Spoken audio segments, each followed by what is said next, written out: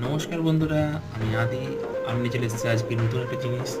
এটা একটা ব্রেসলেট, যেটা মেলায় কিনেছিলাম আমার একটা বোন। তো সেটা ছিঁড়ে গেছে, সেই জন্য আজকে আমাকে বললো একটা ব্রেসলেট তৈরি করে দিতে। তো আমি সেই পুঁতিগুলো দিয়েই একটা তৈরি করার চেষ্টা করছি। দেখুন আপনাদের ভালো লাগে কিনা, আশা করি ভালো লাগবে। খুব সহজ পদ্ধতিতে আমি এটা দেখিয়েছি, ভালোভাবে দেখলেই খুব সহজেই পারা যাবে। প্রথমে পুঁতিগুলো একটা উলের মধ্যে তার ব্যবহার করে গেঁথে নিতে হবে।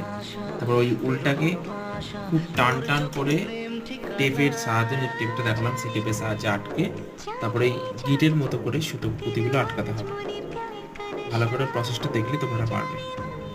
আর যেহেতু ওই ব্রেসলেটে পান্ডা ছিল, তাই সেটাও লাগিয়ে দিয়েছি। এই হচ্ছে ফাইনাল রেজাল্ট।